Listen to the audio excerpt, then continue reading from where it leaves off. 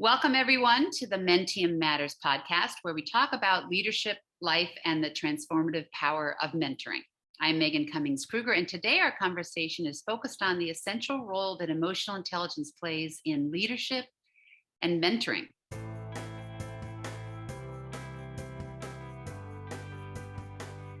My guest is Fabio Miranda, Operations Director for Martin Brower, Brazil. Fabio has enjoyed a successful career in supply chain and operations and gained rich global experience along the way in a variety of roles, including previous roles at Procter & Gamble and PepsiCo. Having lived and worked in a number of countries with a focus on integrations and acquisitions, Fabio has a preference for mentoring others who may be going through these types of transitions. He also helped build and launch the Diversity, Equity, and Inclusion Program and Council at Martin Brower. Fabio received his bachelor's from the University of Sao Paulo, and he and his wife reside still in Sao Paulo. In fact, it was Fabio's wife who was participating in a Mentium program that initially brought him to us. We certainly remain grateful for that. Fabio first joined the Mentium community as a mentor in 2017. Right now, he is mentoring his fifth mentee. We are delighted to have him as a mentoring partner, and we're delighted to have him here today as a guest. Welcome, Fabio. Thank you, Megan. Thank you very much for the opportunity to be here today, and thank you for the invitation to share some of my ideas and experiences. And thank you for sure for these 5 years partnership with Mentium. Absolutely. So you have, of course, mentored throughout your career, both with Mentium, but certainly with each of your organizations. And I know that in our prior discussions, one of the topics you're really comfortable discussing is career planning, which is really a great example of an area that benefits from that emotional intelligence, in part because a year-long partnership is very holistic. So one common challenge that you have seen many of your mentees not initially recognize is that need to include family and significant others in their career planning thought process. I liked how you said it's not a career change, it's a life change, and that seeing that truth can evoke a lot of emotions. So could you share a little more about that? Yeah, sure. Normally, when we start discussing this, when we start discussing about the career, the challenges the person will face when moving to a different country or a different city within the same country, and then new bosses and new reality for the person. And then, I don't know, after 3 or 4 meetings, the family comes up. And then the person realizes that, okay, I need to move my family, my children, or I will leave my parents, I will leave my house, or what I need to do with my significant other because she or he has a job or also a career. I encourage everybody to start thinking about this at the beginning of the discussion, because this is a life change. Everybody will move. And for the person that is changing, for the person that is moving within the same company, it's, believe it or not, it's easier because you close your eyes and you open your eyes again. You are in the same company with people that normally the same KPIs, the same processes, the same acronyms, everything is pretty much similar. Although the job may be different, the role is different, new challenges, but the environment is similar, but everything else is different. The city, the neighborhood, or even the country. In my case, it was the language, and everything else was different. My son had to learn a new language, new schools, new friends, new everything. So it's very important for you to realize that you need to move everybody else, and they need to be comfortable. They need to settle down. They need to understand where to go to the supermarket, the gym, the school, everything else, the cartoons at the television and everything else. So it's important to understand how this is going to work out. And then you sit down with your boss, you sit down with your new boss and say, okay, that's what I need. I need some time. I need some time to set my family down. I need some time back and forth to do this. I need some time to understand what's going to happen. And I had some in my opportunities here with my mentees here at Mentium to discuss. The first one was moving from a city within cities in the same country.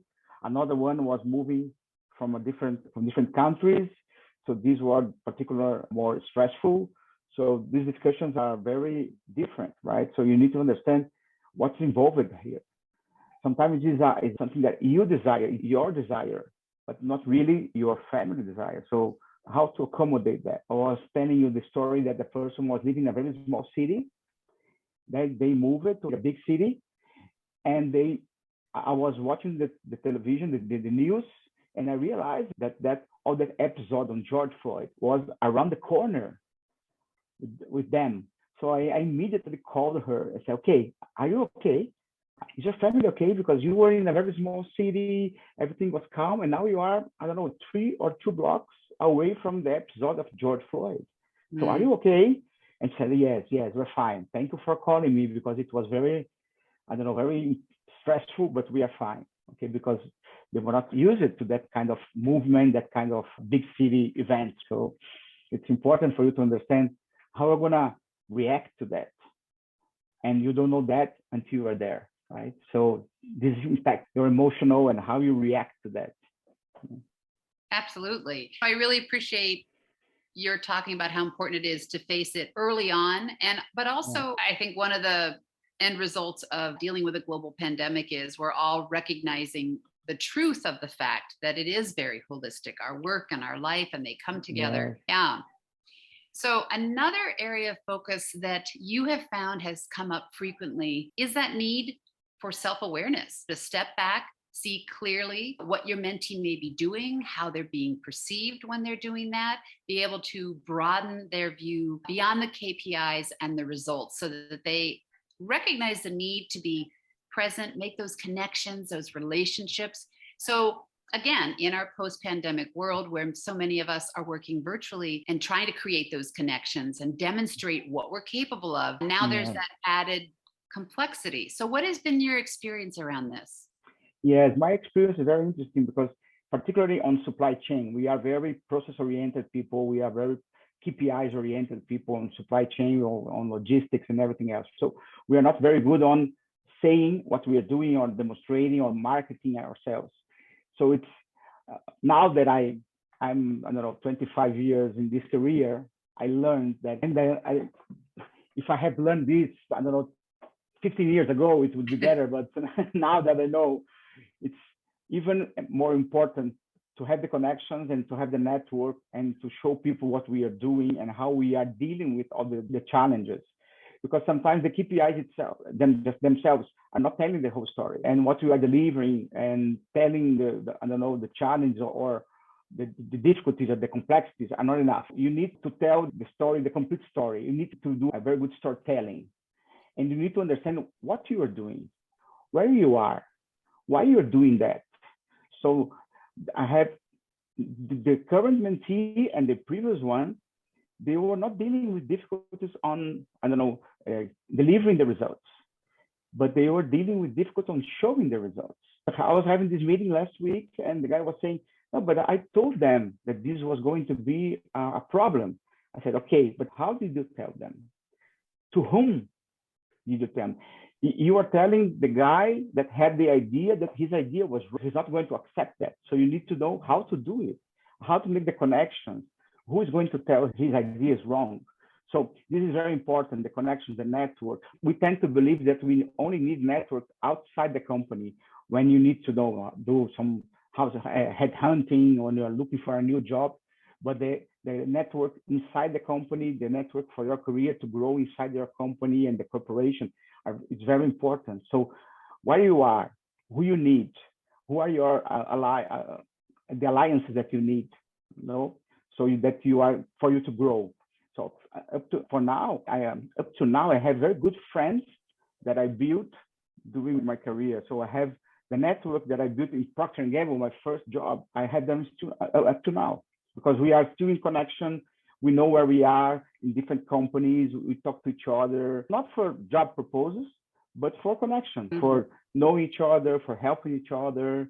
When I need someone to work for me, I call them and they offer people, and we have all this connection. So it's very important that you know that, and you know how to react.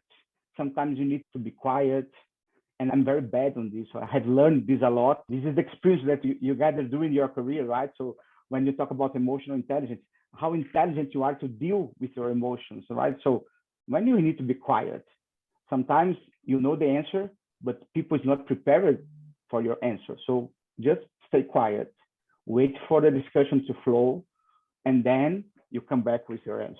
So it's important to understand the right moment, the right aspect of the discussion. So it's important to know you better than the other people. Absolutely. And mentoring is so much that ability to see through someone else's eyes. And I'm wondering, authentic self promotion right now is a really key area, as you say. It's not just getting the results, but telling the story of the results and to the right. And so for you, do you have any examples of what you found helpful when you're helping a mentee understand the value of the networking connections or the value of how to be able to tell their story? Yes, the example that I have, I use one example of myself, and then I use the example of himself, the guy that was mentoring the previous one. But for myself, I was trying to move around in different positions within the company in Procter & Gamble. And as I had this connection with other areas, I had this discussion with my boss, and he was looking for a position for me in a different area. And I was able to switch positions with another guy because of these connections. So I was in a demand planning position. I was aiming for a supply planning position, but I knew the guy and I knew the boss in the other position. So we had this connection because I had done some work for them, and we were able to switch positions. So this was very nice. Another example of connection. When I moved it from Procter & Gamble to PepsiCo, I moved from Procter & Gamble. I was living in Panama, and I moved it to PepsiCo in Brazil. The CEO of PepsiCo in Brazil was brother of a person that I knew in Panama, Procter & Gamble. And I knew this guy in Panama, Procter & Gamble, because I helped him when he was moving to Panama. He was new to Panama. He was Argentinian. He was new to Panama. And I helped him with housing, with something like that. And so we turned out to be friends. When I got to PepsiCo, I said, you are brother from someone else in Procter. He said, yes, I know your brother. And then the connection was done. So this is something simple. I didn't do that because I was thinking about what I was gaining, but it happened. I did the same with my mentee, the previous one, when I told him he was going to present himself to a new boss. And I said, tell her your story. Don't tell her what you want in the first meeting, but tell her your story, where you came from, who you know, what you have done, all the change that you made in the structure. And then at the end, tell what you want. At the end, he got what he wanted. He moved it from Argentina to Spain, and everything went the way that he wanted, because the person understood his story and said, okay, you are building your career. You're not just asking me movement. So these are very good examples. Yeah, absolutely. And have you found it useful for your mentees to look for feedback as far as how they are being perceived? Because so often we're not really fully aware of how we are being perceived. What have you found helpful to mentees with that? Yes. I often ask them to do this. Not the previous one, but the one before. She was very concerned about that because she was working in a very small office in the pandemic. So she was working from home, and she was not aware of what's going on with her performance because the boss was in a different office, in a different city. She was very concerned about that. I said, okay, so call your boss and ask for feedback, but not only your boss, but your peers, HR. Should I do that? I said, yes, you can do that. You don't need to wait for the checkpoint in the middle of the year. You don't need to wait. You can call and you can ask for that. And she was surprised. She was surprised with the results, the perception, and she changed some aspects of her performance. And at the end of the year, she got promoted. So this is something that is very important. And I talked a lot with people. I like to talk to people.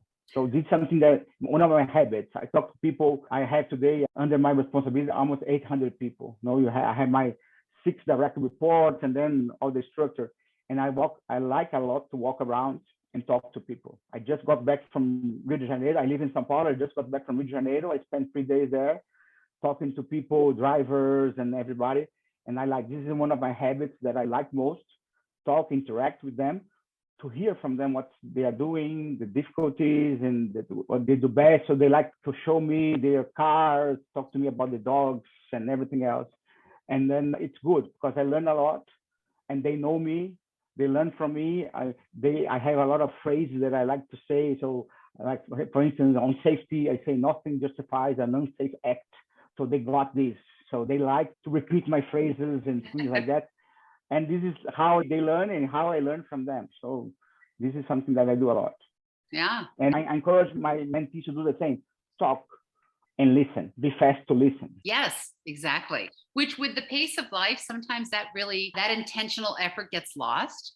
Yeah. Another aspect of your emotional intelligence really comes from your cross-cultural knowledge. You're, of course, from Brazil. That's where you are today. You mentioned already you had lived in Panama for a while.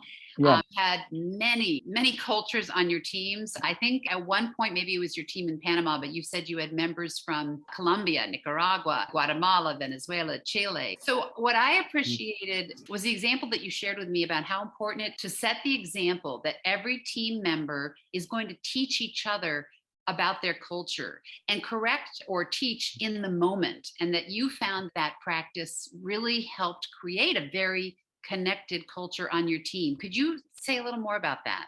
Yes, for sure. So I was the only one non-Spanish speaker, right, in the group. So I was the only Brazilian one in the group. I was the boss, but I was the only one Brazilian, the Portuguese Brazilian speaker. I had learned a little bit of Spanish before going to Panama. So I asked them, I say, okay, I'll try my best to speak Spanish. I'll try my best to understand Spanish, but please correct me. If I say something wrong, stop me and correct me because I want to learn. Okay. And I know that there are a lot of differences among the different Spanish accents and different words. So what they say for the word for pool, I don't know, the swimming pool in Argentina is different from Venezuela, and a lot of words are different. So let's teach each other. Let's learn from each other the expressions, and so let's do it real time. So we don't laugh at each other. We learn from each other because it's easier for us to laugh at each other because we have a lot of small groups, the Venezuelans, the Argentinians, the Colombians. So it's easier for us to go to the coffee break and laugh at each other instead of teach. So let's do it different here. We're going to teach each other the different expressions, and then we're going to make fun at us. Okay. And it was very funny because we were teaching a lot of expressions. We were teaching the different accents, the different ways of speaking. They were teaching me. I was teaching them Portuguese because they want to learn Portuguese as well. And it created a bond.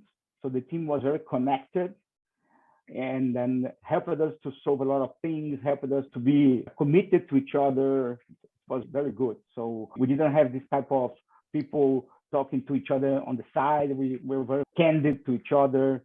This broke a lot of barriers because we were not trying to understand. We were making efforts to understand each other. Yeah. So it's very good. It's very good. So we were able to move this from the language to all the aspects on the job. So it was very good. Yeah, yeah. I just love that story. The setting of the expectations and the transparency, and then being able to build that trust that everyone is there to learn. Yes. So then building on that, as far as cross-cultural experience and knowledge, you did, as I mentioned at the beginning, you helped build and launch the program at your current organization, Martin Brower. Yes. And of course, emotional intelligence is extremely important with this kind of work, and most especially because there's an aspect of being able to increase the emotional intelligence of others. So what have you found effective with this kind of work? I think that the most effective thing is to hear to people, to give voice. We found very powerful to bring people to the table in all different dimensions of diversity and hear to them. So here in Latin America, we have chose, after some research, we have chosen to work in 5 different dimensions of diversity. We'd like to have more than 30 or 40 different diversity dimensions, right? So we have chose to work on 5. So I work with women, different genders, LGBTQIA+. We are different races, handicapped, and also ages, right? Different ages. We have 5 different dimensions. And we have different groups. And on these groups, we have people from Brazil, Puerto Rico, Costa Rica, and Panama. So we have their online meetings and so on. So it's amazing the power of the people that are engaged in these groups and what they bring to the group and what we are doing. And we are teaching the company on this.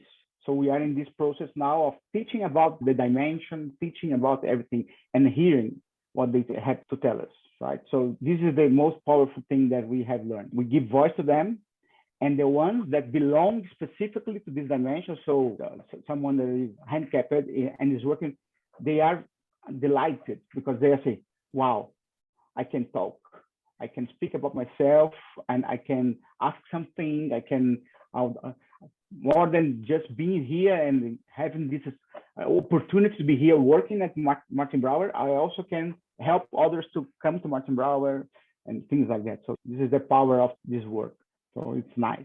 It's very good. It seems like part of the power also, I would think, comes from the creativity that results from being able to see, reframe things and see from different eyes and different angles, Yes. consider things you didn't consider, right? Yes. Yeah. Instead of being at the office, the ones that don't belong to the dimension. So I'm male, I'm white, I came from, so I don't know what they have been through. I don't know what they have passed. I don't know what the challenges are. So let's bring people to the table and let's listen to them. Yeah. Let's listen to them and let's ask them what they need, what they want, what we can do. And I also always say, if we are able to touch one person's life, we are doing our job. And then we can expand. We have 1,000 people at Martin Brower in Brazil. If each of us can touch one, we are touching 2,000. Then we can expand. I've always loved that perspective. And we have an expression, changing lives one match at a time. And it's very much that same thing. Yes. That's it. Just a couple more questions I'd like to end on. One of which is just the overall catch-all as far as what advice you'd like to share with leaders. What do you know now that you wish you'd known then, if you will? Yeah, a leader, for a leader, we need to know since the beginning, since you have your first leader role, that spending time with people is part of your job description. It's not written.